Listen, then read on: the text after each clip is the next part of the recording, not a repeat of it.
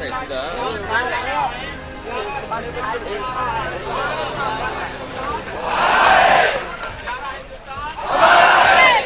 दोस्तों, कुछ लोग ये समझते हैं ये मुसलमानों के पास क्या है, उलमा के पास क्या है, सब कुछ हमारे पास है, लेकिन उनको मालूम होना चाहिए ये इन्हीं मुसलमानों की बदौलत, इन्हीं की कुर्बानी की बदौलत आज ये मुल्क हिंदुस्तान आजाद हुआ है।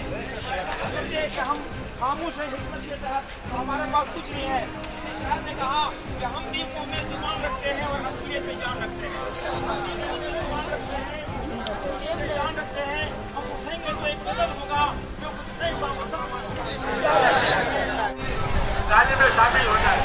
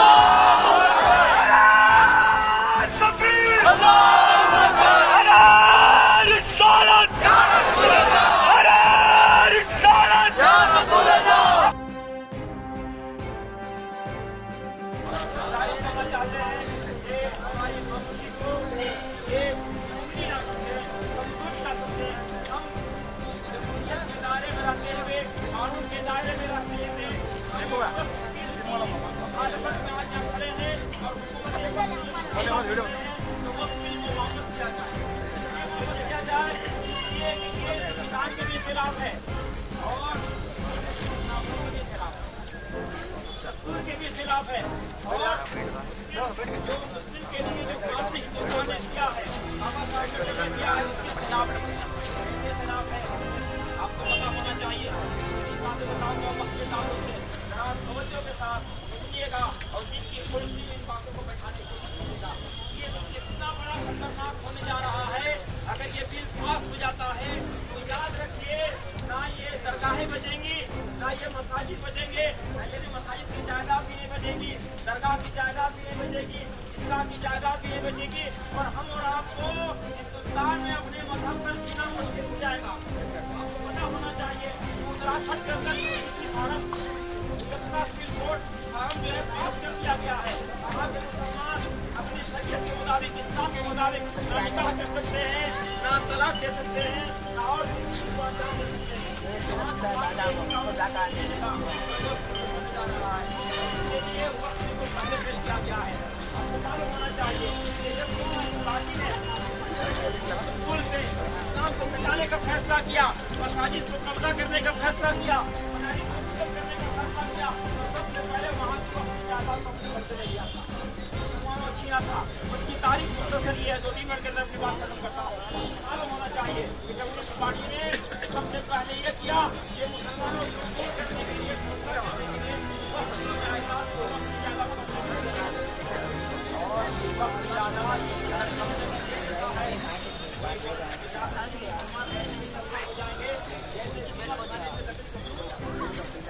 धीरे धीरे जैसे लकड़ी लकड़ी को खा लेती है और एक ही बात करता है, वो खा लेती है, अंदर से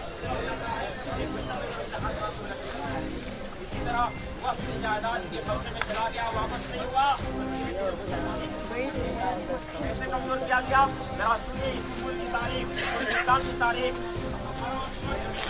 वहाँ की कम्युनिस्ट पार्टी ने पहले वक्त की जायदाद को अपने कब्जे में लिया, उसके बाद और ये टैक्स लगा दिया, भारी टैक्स, भारी जुर्माना लगा दिया गया। जुर्माना को मस्जिद के मोहल्ले के जो मुसलमान थे वो चंदा करके अदा किए। से बात करो आज कौन मुसलमान इस जुर्माना को अदा किया है, चंदा किया है, इसका नाम और पता मालूम किया जाए। नाम और पता मालूम करने के बाद कहा गया कि इनके घरों में जमीन और खजीना है, लिहाजा इसे करवाएंगे। तो फिर जुर्माना लगा दिया गया। अब जुर्माना लगा दिया गया तो अब कौन मुसलमान तो जुर्माना लगा दिया जाएगा गवर्नमेंट की तरफ से। तो उसके बाद फिर क्या हुआ, ये धीरे धीरे नमाजियों के ऊपर जुर्माना लगा दिया गया। जो भी नमाज पढ़ने आएगा मस्जिद के अंदर उसको इतना जुर्माना देना होगा। अब कौन मस्जिद में आएगा तो अपने घरों में नमाज अदा करने लगे। फिर क्या हुआ कि मस्जिदें वीरान हो गई। क्या हो गई? वीरान हो गई। वीरान होने के बाद फिर ये हुआ कि जायदाद को इस तरह कब्जा किया गया और हफ्ता में एक दिन वारन या एक दिन मस्जिद के अंदर बैठते और कहते हैं मस्जिद वीरान हो गई, अब इसका कोई देखभाल करने वाला नहीं है। उसको या तो वीरान किया गया या मशवरा करके उन लोगों ने बनाने की फिर बनाया। फिर खास करके वो मस्जिद को रक्स और गर्म खाने के लिए किया गया। आज के बाद इस मस्जिद के अंदर रक्स होगा, नाच होगा, डांस होगा, गर्म बात होगा या घोड़े गधे बांधे जाएंगे। तो इस तरीके से मसाजिद को खत्म किया गया, मदारिस को बंद किया गया। दोस्तों इसी तरह वक्त कब्जा किया गया है मुसलमानों के लिए और इसी तरह धीरे धीरे मसाजिद और मदारिस को कब्जा कर लिया जाएगा, अंदर से कमजोर कर दिया जाएगा हमको। इसलिए ये खोखला करने वाला फिर मुसलमानों को सब बोले इंशाअल्लाह के साथ वापस लेना जरूरी है। वापस नहीं लिया जाएगा, हम सब लड़ाई पर लड़ेंगे इस शेर के साथ। हम करना चाहते हैं जो है इसके मुखालिफ में सिर्फ जो है मुसलमान नहीं है बल्कि इंसाफ पसंद भाई समझ गए। और ये हिंदुस्तान के कानून सबको अपने अपने मजहब में जीने का हक देता है। तो ये हिंदुस्तान के कानून के खिलाफ है और ये समझना चाहिए वक्त की हुकूमत को कि ना ये मेरा है ना ये तेरा है, ना ये मेरा है ना तेरा है, हिंदुस्तान सबका है। अगर ये बात नहीं समझी गई तो हिंदुस्तान सबका सबका है। अगर दोस्तों ये वक्त क्यों कितना खतरनाक है इसको हम करने के लिए क्यों तैयार नहीं है। 2-3 बात और बताऊंगा। पहली बात ये है कि पहले से ये 1995 ईस्वी में वक्त गेट जो बना था उसके तहत जो जमाने से मसाजिद के लिए दरगाह के लिए कब्रिस्तान के लिए जो जमीनें हैं जायदाद हैं वो जमाने से इस्तेमाल हो रहे हैं वो वक्त माना जाएगा, वक्त की जायदाद मानी जाएगी, कब्जा नहीं किया जाएगा। ये कानून बना हुआ है। अब ये वक्त की हुकूमत जो भी लाई इस कानून को खत्म कर दिया। मुसलमानों को मुतालबा करने से उन्होंने कहा वक्त वाजिब चलेगा, यानी जो पहले से इनके ईदगाह के नाम से कब्रिस्तान की जो जमीन है वो वक्त माना जाएगा, उस पर कब्जा नहीं करेंगे।